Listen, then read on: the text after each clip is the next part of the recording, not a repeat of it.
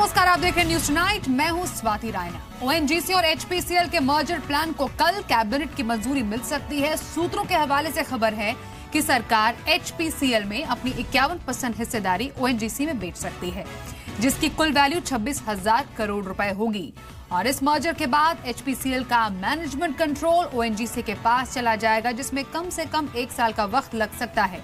Budget में वित्त मंत्री अरुण जेटली ने एक बड़ी तेल कंपनी बनाने का ऐलान किया था और इसके बाद से ही ओएनजीसी में एचपीसीएल या बीपीसीएल के मर्जर की बात हो रही थी, लेकिन बीपीसीएल को खरीदना ओएनजीसी के लिए कुछ ज्यादा ही महंगा पड़ता। तो मर्जर के गणित को देखें तो ओएनजीसी के पास 13,000 करोड़ से ज्यादा का कैश रिजर्व है, यानी मर्जर को फंड करने के लिए उसे 10,000 करोड़ का कर्ज लेना पड़ेगा। इस पर और जानकारी लेते हैं मेरे सहयोगी आलोक प्रियदर्शी से। आलोक, ओएनजीसी और एचपीसीएल का मर्जर प्लान कल कैबिनेट की मंजूरी मिल सकती है, लेकिन कब तक मर्जर पूरा होगा, प्रक्रिया क्या होने जा रही है?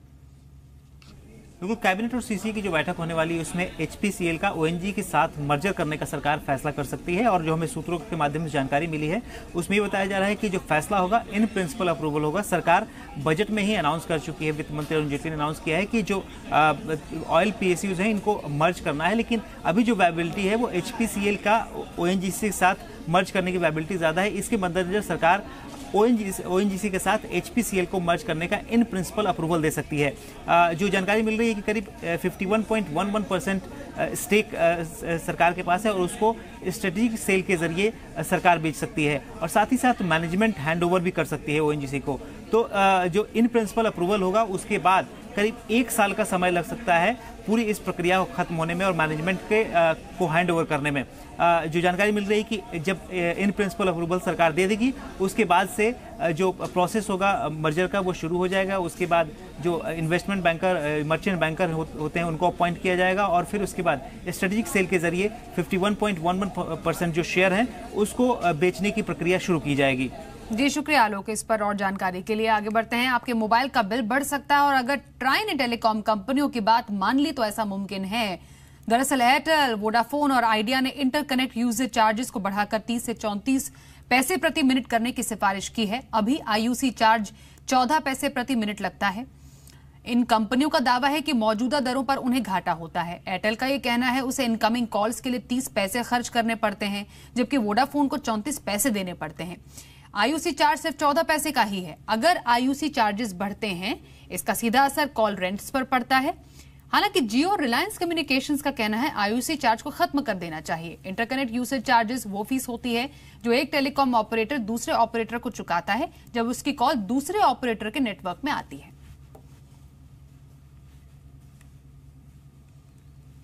एयर इंडिया के चेयरमैन अश्विनी लोहानी ने उस खबर को गलत बताया है जिसमें यह कहा गया था कि एयरलाइंस के निजीकरण से पहले 15,000 कर्मचारियों को वीआरएस की पेशकश की गई है। लोहानी का कहना है एयरलाइंस ने ऐसी कोई पेशकश नहीं की थी। खबर बिल्कुल निराधार और झूठी है। वीआरएस की एक खबर रॉयटर्स में छपी थी। खबर में यह भी लिखा था कि एयर इंडिया ने अपने बेड़े की विस्तार योजनाओं को भी ठंडे बस्ते में डाल दिया है। अश्विनी लोहानी ने कर्मचारियों को एक चिट्ठी भी लिखी जिसमें यह कहा गया कि विनिवेश एयरलाइन और कर्मचारियों दोनों के लिए फायदेमंद रहेगा। एयरलाइन में कामकाज करने का तौर तरीका भी बदलेगा। विनिवेश में कर्मचारियों के हितों का पूरा ध्यान रखा जाएगा। मेरे सहयोगी समीर दीक्षित इस वक्त न्यूज रूम से हमारे साथ लाइव हैं। समीर, पहले ये खबर सामने आती है वीआरएस की, उसके बाद खुद सीएमडी अश्विनी लोहानी को इसकी क्लैरिफिकेशन देनी पड़ जाती है। कंफ्यूजन कहां पर है या इस खबर में थोड़ी बहुत सच्चाई है जिसके बाद मजबूरन जाकर एक क्लैरिफिकेशन देना पड़ रहा है? देखिए, जो वीआरएस की बात है वो इस वक्त नजर नहीं आती है क्योंकि एयर इंडिया जो पहले ही आर्थिक दबाव में इस वक्त है और ऐसे में अगर वीआरएस देने की बात होती है या सरकार इस पर गंभीरता से विचार करती है तो जाहिर बात है कि सरकार पर अतिरिक्त जो है वो आर्थिक दबाव आएगा, बोझ बढ़ेगा, जिसको वहन कर पाना इस वक्त स्थिति बिल्कुल उसकी ठीक नजर नहीं आती है। यही वजह है कि जो ये बात सामने आ रही है कि जो एयर इंडिया की टोटल एम्प्लॉय स्ट्रेंथ है 40,000, उसमें से 1/3 यानी कि तकरीबन अगर 15-1,000 लोगों को वीआरएस दिया जाता है तो वो इस वक्त इसमें ज्यादा उतनी इस खबर में ज्यादा दम नजर नहीं आती है। और जब हमने इसी विषय को लेकर एयर इंडिया के सीएमडी अश्विनी लोहानी से भी बात करी और उनसे जानना चाहा कि क्या इस तरीके का कोई प्रस्ताव या कोई विचार है जिस पर वो बढ़ना चाह रहे हैं, उन्होंने इसको सिरे से इसका खंडन किया और इसको इस खबर को आधारहीन बताया है, क्योंकि एयर इंडिया जो पहले से ही तकरीबन 55,000 करोड़ का दबाव है और वीआरएस का सीधा मतलब यह है कि वो उस पर 4-5 हजार करोड़ का और उस पर अगर आर्थिक बोझ आता है तो वो एयर इंडिया के जो बुक्स है उसके लिए वो बेहतर साबित नहीं होता। और इसको देखते हुए फिलहाल वीआरएस की स्थिति जो है वो नजर नहीं आती है एयर इंडिया के लिए बतौर एक विकल्प के तौर पे। हालांकि ये जरूर है कि जो एयरलाइन तमाम इच्छाएं जता रही हैं एयर इंडिया में अपनी स्टेक को खरीदने को लेकर, वो इस तरीके के विकल्प को सामने रखना चाहती हैं जहां वो इतने बड़े एम्प्लॉय स्ट्रेंथ को हासिल नहीं करना चाहती हैं और वो एम्प्लॉय स्ट्रेंथ को कम करना चाहती हैं लेने से पहले अपना अगर वो स्टेक खरीदना चाहती हैं तो उस तरीके का एक माहौल बनाने की कोशिश है जो इस खबर के रूप में सामने नजर आ रहा है। वाकई कुल मिलाकर तो एयर इंडिया की तरफ से खुद ये एक चिट्ठी लिखी गई कि हाँ, इसमें इस पूरी खबर में वॉलंटियर की वीआरएस की खबर में कोई सच्चाई नहीं है। बहुत शुक्रिया जानकारी के लिए। वित्त मंत्रालय ने दूसरे दौर की रिकैपिटलाइजेशन के लिए बैंकों की एक लिस्ट तैयार कर ली है। सूत्रों का यह कहना है कि मंत्रालय जल्द ही बैंकों की लिस्ट जारी करेगा। पिछले साल घोषित इंद्रधनुष रोड मैप के तहत सरकारी बैंकों में सरकार 4 सालों में 70,000 करोड़ रुपए डालेगी और इसके तहत 2015-16 और 2016-17 के दौरान बैंकों को 25,000 करोड़ रुपए मिले हैं। 2017-18 और 2018-19 के दौरान बैंकों को 10,000 करोड़ रुपए मिलने हैं।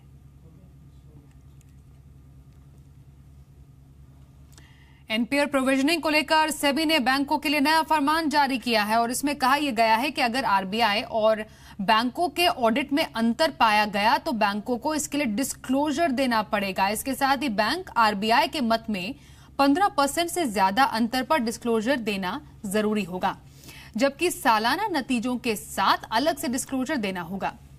आरबीआई के ऑडिटर ने कई बैंकों का एनपीए ज्यादा पाया था, वहीं कई बैंकों की प्रोविजनिंग भी आरबीआई ऑडिटर ने कम पाई थी।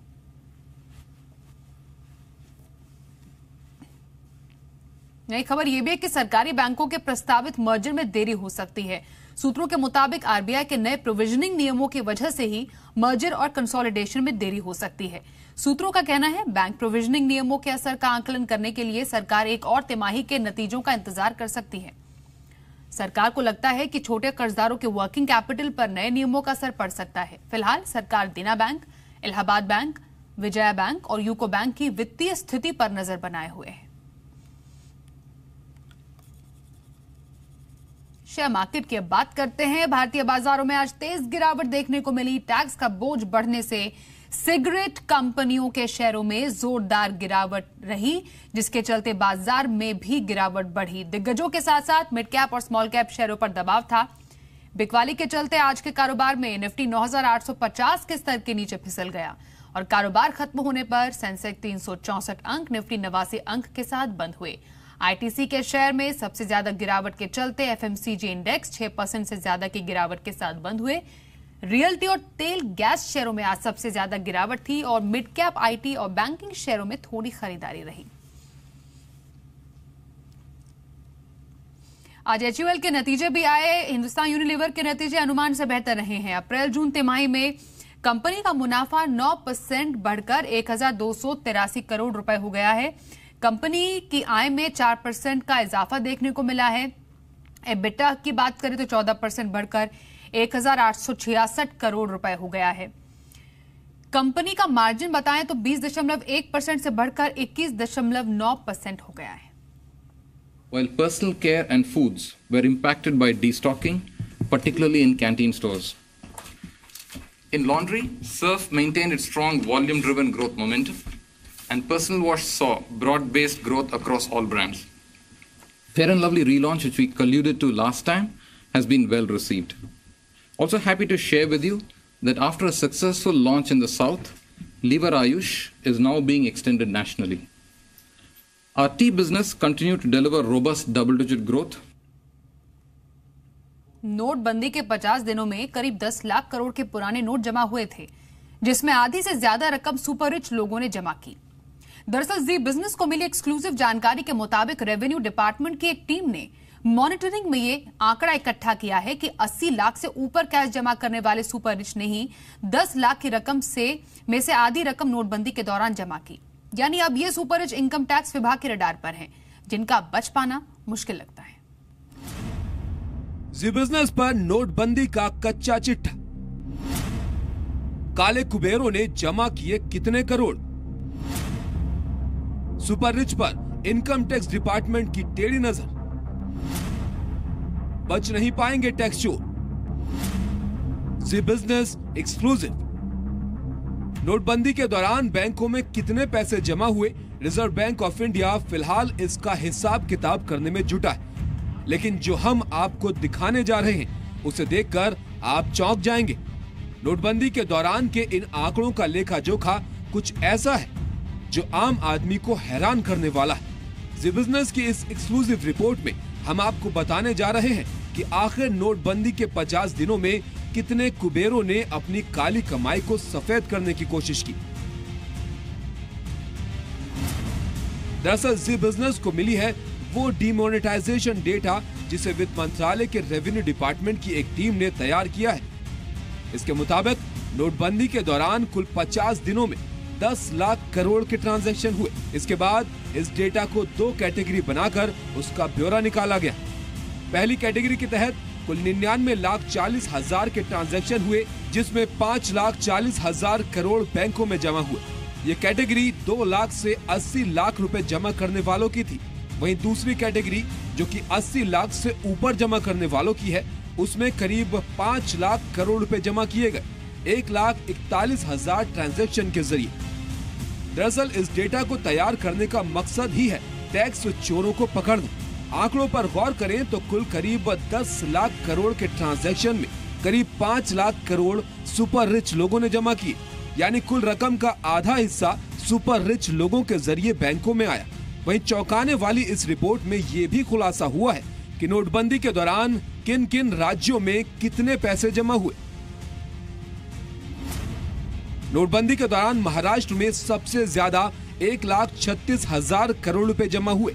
वहीं उत्तर प्रदेश का नंबर दूसरा है, जहां 90,300 करोड़ कैश जमा हुआ, जबकि गुजरात नोटबंदी के दौरान कैश जमा करने वाले राज्यों में नंबर 4 पर रहा, जहां करीब 74,700 करोड़ रुपए जमा हुए। लेकिन नोटबंदी के दौरान जमा हुई रकम जहां एक तरफ सिर्फ आंकड़े हैं, वहीं दूसरी ओर इससे देश में काले कुबेरों के जमा किए खजाने का पर्दाफाश होता है, जो इनकम टैक्स विभाग को धोखा देकर करोड़ों रुपए छुपाए बैठे थे। लेकिन नोटबंदी ने उनके सारे काले कारनामे जग जाहिर कर दिए हैं और अब ये सुपर रिच इनकम टैक्स विभाग की रडार पर है और इन टैक्स चोरों पर सख्ती होनी तय है। दीपू राय, जी मीडिया। बिजली को भी जीएसटी के दायरे में लाया जा सकता है। जी बिजनेस को सूत्रों से मिली जानकारी के मुताबिक स्टील मंत्रालय ने बिजली को जीएसटी के दायरे में लाने के लिए प्रधानमंत्री को सिफारिश की है और अगर बिजली को जीएसटी के तहत लाया जाता है तो इसका फायदा न सिर्फ इंडस्ट्री को होगा बल्कि आम कंज्यूमर को भी मिलेगा। अभी बिजली पर अलग अलग राज्यों में अलग अलग टैक्स रेट लगता है। सूत्रों के मुताबिक इस मुद्दे पर पिछले हफ्ते बैठक हुई थी, जिसमें पीएमओ बिजली को जीएसटी के दायरे में लाने पर विचार कर रहा है और अभी ज्यादातर राज्यों में बिजली पर 12 से 15% तक टैक्स देना पड़ता है, लेकिन बिजली को जीएसटी के दायरे में लाने पर इसे 5% की कैटेगरी में रखा जा सकता है और अगर ऐसा होता है तो बिजली दरों में कमी आ सकती है। वहीं सरकार ने आज साफ किया कि 5 स्टार होटल्स पर जीएसटी की दर 18% ही होगी। शर्त यह है कि रूम का किराया 7,500 रुपए से कम होना चाहिए। दरअसल ये माना जा रहा था कि जितने भी 5 स्टार होटल हैं उन पर जीएसटी की दर 28% होगी। इसी कंफ्यूजन को दूर करने के लिए सीबीईसी ने साफ कर दिया है कि जीएसटी की दरें होटल के किराए के हिसाब से तय की गई हैं। इनका स्टार रेटिंग से कोई लेना देना नहीं है। मिसाल के तौर पर जिन होटलों ने रूम का किराया 1,000 रुपए रोजाना से कम रखा है उन पर कोई टैक्स नहीं लगेगा। जिन होटलों में रूम 4,500 रुपए रोजाना से कम है उन पर 12% जीएसटी लगेगा, जबकि 2,500 से लेकर 7,500 रुपए तक किराए वाले होटल 18% जीएसटी के दायरे में आएंगे। यानी सिर्फ वो लग्जरी होटल जहां किराया 7,500 रुपए से ज्यादा रखा गया है वहां पर जीएसटी की दर 28% होगी।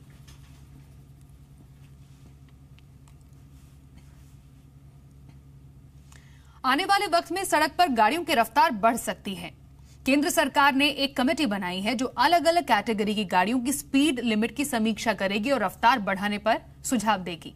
और इसमें सबसे पहले साल 2014 में सरकार ने गाड़ियों की मैक्सिमम स्पीड लिमिट तय की थी और इसके मुताबिक 9 सीट वाली पैसेंजर गाड़ी की मैक्सिमम स्पीड 80 किलोमीटर प्रति घंटा है, जबकि 8 से कम सीट वाली गाड़ियों की अधिकतम स्पीड 100 किलोमीटर प्रति घंटा है। साथ ही माल ढोने वाली गाड़ियों की स्पीड लिमिट 80 किलोमीटर, 3 पहिया गाड़ियों के लिए 60 किलोमीटर, मोटरसाइकिल के लिए 80 किलोमीटर प्रति घंटा तय की गई है। सरकार इस कोशिश में भी है कि कुछ ट्रांसपोर्ट व्हीकल्स में पहले से स्पीड गवर्नर फिट कर दिए जाएं, जिसमें 80 किलोमीटर प्रति घंटा से तेज चलाने का ही कोई विकल्प ना हो। और इसी तरह डंपर, टैंकर, स्कूल बस या फिर खतरनाक सामान ढोने वाली गाड़ियों की अधिकतम स्पीड 60 किलोमीटर प्रति घंटा फिक्स कर दी जाए।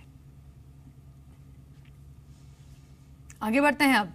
राज्यसभा सांसद डॉक्टर सुभाष चंद्रा ने वकील प्रशांत भूषण के खिलाफ आपराधिक मानहानि का केस फाइल किया है।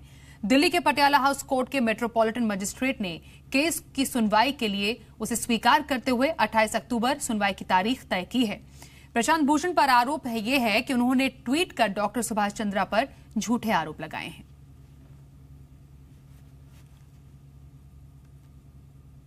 सुभाष चंद्रा जी के वकील विजय अग्रवाल हमारे साथ हैं। विजय जी बताएंगे कि आज कोर्ट ने इसमें क्या कार्रवाई की है। आज हमने पटियाला हाउस की कोर्ट में मेट्रोपॉलिटन मजिस्ट्रेट स्निग्धा सावरिया जी के यहाँ सुभाष चंद्रा जी की तरफ से एक डेफेमेशन का केस फाइल किया था मिस्टर प्रशांत भूषण एडवोकेट के खिलाफ, क्योंकि मिस्टर प्रशांत भूषण ने एक ट्वीट किया था, उसमें 2 स्टेटमेंट्स जो थी वो फॉल्स थी।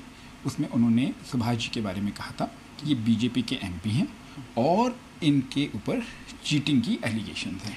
आज जो कॉग्निजेंस लिया गया इसके मायने बता दीजिए। जी, पहले मैं बताता हूँ। पहली बात तो सुभाष जी, ये नोन फैक्ट है कि वो बीजेपी के एमपी नहीं है, वो इंडिपेंडेंट इलेक्ट हुए थे। दूसरी चीज़ ये है कि उन पर अभी किसी तरह की कोई भी चीटिंग का आक्षेप किसी भी सरकारी रिपोर्ट में कहीं से भी नहीं लगा है। तो ये कहने की वजह से सुभाष जी आहत हुए और उन्होंने कहा कि ये 2 जो मेरे साथ चीज़ें यूज़ की गई मेरे बारे में, ये मेरे को डिफेम करने के लिए की गई। इस पर हमने उनकी तरफ से एक डेफेमेशन का केस फाइल किया पटियाला हाउस कोर्ट में। तो कोर्ट में जब केस फाइल होता है तो कोर्ट उस पर कॉग्निजेंस लेती है, जिसे संज्ञान बोला जाता है हिंदी में। इसका मायने ये होता है कि कोर्ट ने प्राइमा फेसाई चीज़ को सही पाया और कोर्ट उसके अंदर आगे एविडेंस करवाएगी। इसमें अगली सुनवाई क्या है और थोड़ा दर्शकों को बताने के लिए अगली सुनवाई किस प्रकार होगी? इसमें अगली सुनवाई पर जो है सुभाष जी के जो एविडेंस रिकॉर्ड की जाएगी और उसके बाद कोर्ट प्रशांत भूषण जी को समन करना है नहीं करना, इस बात पे फैसला लेगी। आज मगर कोर्ट ने इस कंप्लेंट को प्राइमा फेसाई रजिस्टर करते हुए कॉग्निजेंस ले ली है। कर्नाटक ने अलग झंडे की मांग की है और इसके लिए कर्नाटक सरकार ने 9 सदस्यों की कमेटी भी बना दी है। लेकिन इस बीच सरकार के इस फैसले का जबरदस्त विरोध हो रहा है। विपक्ष ने कांग्रेस सरकार पर देश बांटने का आरोप लगाया है। कर्नाटक की कांग्रेस सरकार कर्नाटक के लिए एक अलग झंडा चाहती है। सरकार ने झंडे को डिजाइन करने के लिए 9 सदस्यों की कमेटी भी गठित की है। कमेटी झंडे के डिजाइन के साथ ही इस झंडे की कानूनी मान्यता को लेकर एक रिपोर्ट भी देगी। लाल और पीले रंग के झंडे को कर्नाटक का झंडा बनाने की मांग हो रही है। कर्नाटक सरकार के इस फैसले का जबरदस्त विरोध हो रहा है।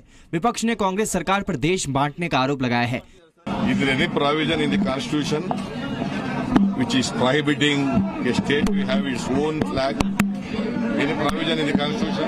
जो केंद्र की कांग्रेस की पार्टी है, इंडियन नेशनल कांग्रेस, जिसकी अध्यक्षा सोनिया जी हैं और जिसके उपाध्यक्ष राहुल जी हैं, सोनिया जी, राहुल जी और इंडियन नेशनल कांग्रेस इस विषय में क्या राय रखती है, यह राय हम सोनिया जी और राहुल जी से जानना चाहते हैं। कर्नाटक में साल 2012 में भी अलग झंडे की मांग उठी थी। उस वक्त कर्नाटक की बीजेपी सरकार ने कहा था कि वो तिरंगे के अलावा कोई झंडा नहीं अपना सकती। पूरे देश में सिर्फ जम्मू कश्मीर के पास अलग झंडा है। इसी के साथ इस बुलेटिन में बस इतना ही। एक ब्रेक के लिए रुकेंगे, खबरों का सिलसिला जारी रहेगा। देखते रहिए जी बिजनेस।